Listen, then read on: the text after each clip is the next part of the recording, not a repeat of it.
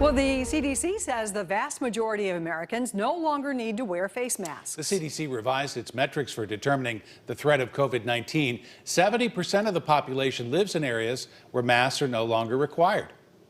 We want to give people a break from things like mask wearing when our levels are low, and then have the ability to reach for them again should things get worse in the future. CBS 4's Alea Blackburn talked to 3 medical experts who all agree this does not mean COVID is completely over.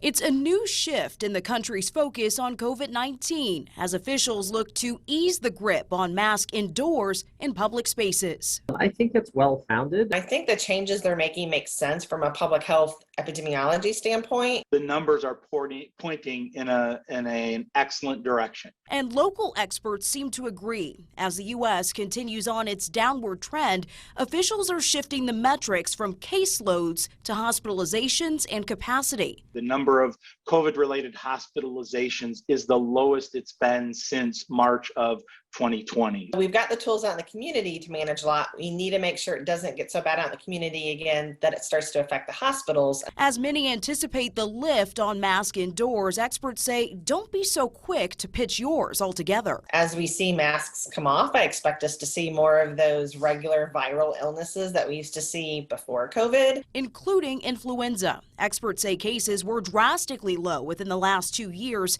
even non-existent to some degree.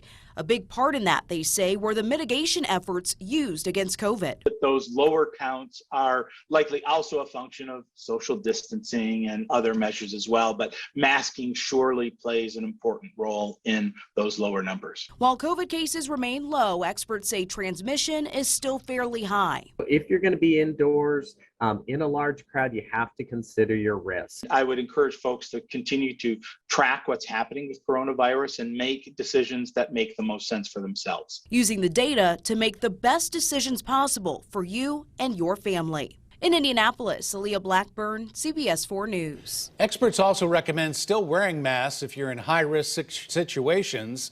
That can include crowded spaces or if you're considered high risk for COVID complications.